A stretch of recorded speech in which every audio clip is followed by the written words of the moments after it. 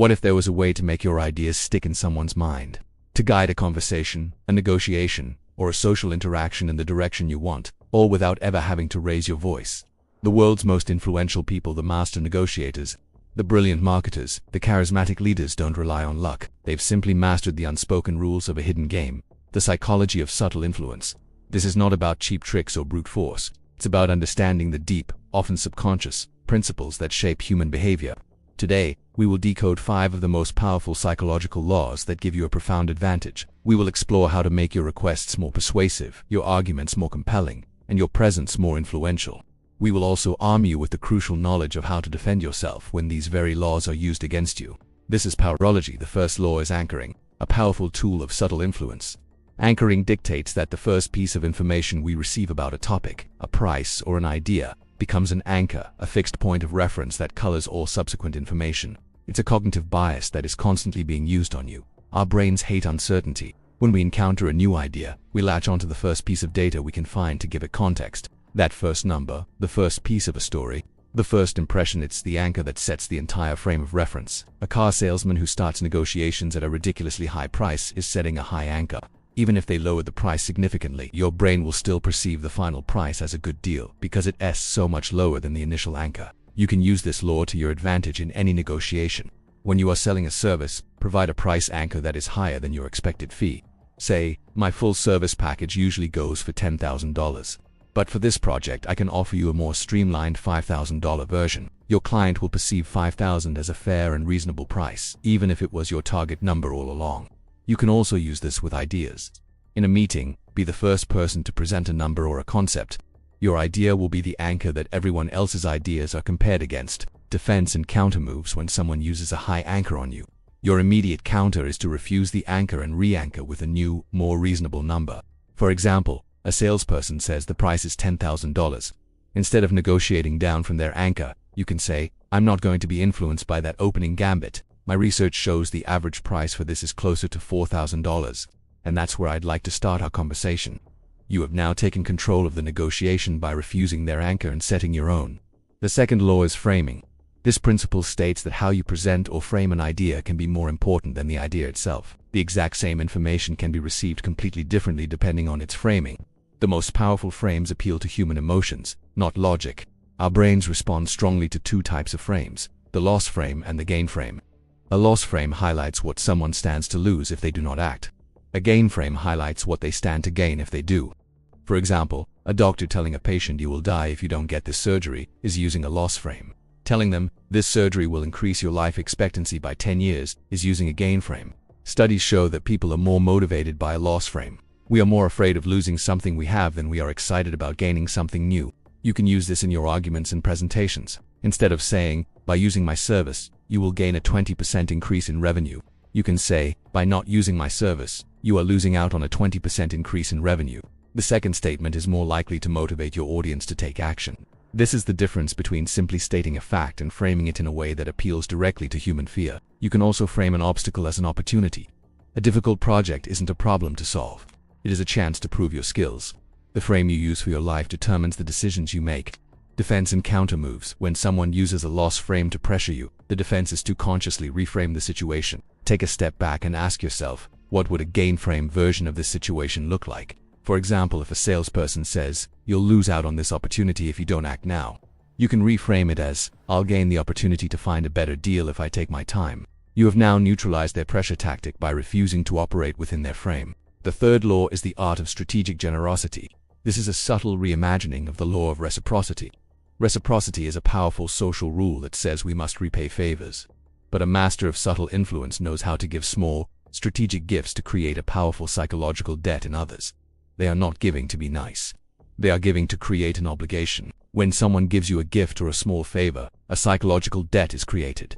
The feeling of indebtedness is uncomfortable, and we are often compelled to repay it, even if we are not consciously aware of the pressure. This is why a car dealer might offer you a free coffee and a soda. It's a small gift, but it's a gift nonetheless. The more gifts you accept from them, the more you feel obligated to reciprocate by buying a car from them. It's a powerful and often unnoticed form of influence. In a professional setting, this means being the first to give value.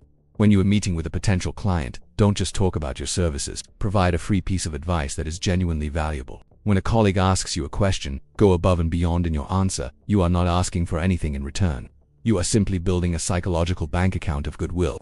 Later, when you need a favor, a referral, or a yes from them, they will be far more likely to give it to you because they are subconsciously trying to repay the debt. They won't even realize why. Defense and counter moves. The defense against strategic generosity is to recognize the tactic. When someone gives you an unprompted gift or favor, accept it graciously, but consciously separate the gift from any request that follows. You can say to yourself, I'm grateful for this gift, but it doesn't obligate me to do anything in return. You have now neutralized the psychological debt by refusing to accept the unspoken terms of the exchange. The fourth law is the yes ladder, a subtle application of the law of commitment and consistency. Humans have a deep psychological need to be consistent with what we have already said or done. Once we make a small commitment, we encounter internal and external pressure to behave in a way that is consistent with that initial commitment. A master of influence knows how to use this to guide a conversation. The yes ladder works by getting a series of small, easy yeses that build momentum towards a big yes. You don't ask for the big yes right away. You start with a small, innocuous question that the other person is almost guaranteed to say yes to. Then, you ask another small question that builds on the first one. You continue this process until you have built a psychological ladder to your final request. You can use this in your daily life. If you want to get your team to agree to a new, complex project, you don't start with the project itself. You start with a small question like, I think we can all agree that we need to find a new way to streamline our process, right? They say yes. Then you ask, and it would be great if we could find a solution that also saves us money, right? They say yes. You are building a psychological momentum of agreement. By the time you get to your final request, they have already said yes to so many of your small ideas that it is psychologically difficult for them to say no to the big one. They are already on the ladder. Defense and counter moves. Asterisk, asterisk. The defense against the yes ladder is to be aware of the pattern. When you are being asked a series of small, innocuous questions, you can refuse the first one. Say, I'm not comfortable agreeing to that right now, or I need to think about it. You have now broken the psychological momentum of agreement, and you have neutralized the tactic before it can be used against you.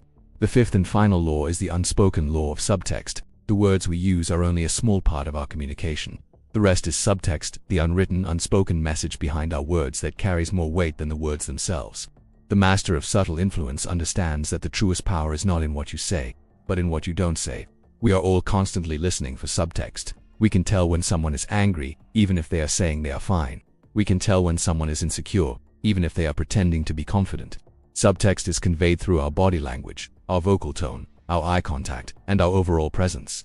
It is the subtle feeling of authority, insecurity, or confidence that a person projects, regardless of what they are saying. To use this, you must become hyper-aware of your own subtext and the subtext of others.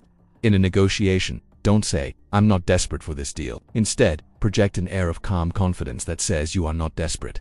In a conversation, don't say, I'm a powerful person. Instead, use a firm tone, steady eye contact, and confident body language that says you are a powerful person. The subtext is what people will remember.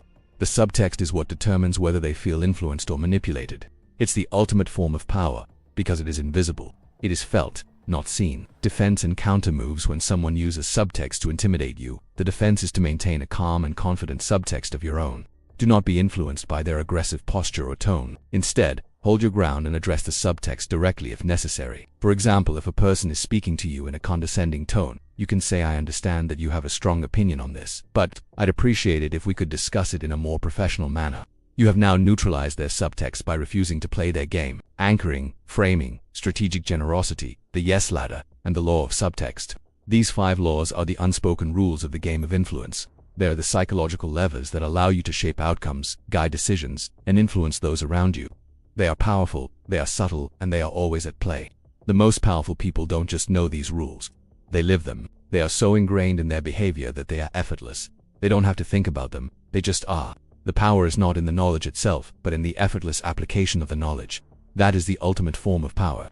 If you are ready to master the game of subtle influence, then subscribe to Powerology for more deep dives into the science of strategy and self-mastery. Now, a question for our community of strategists.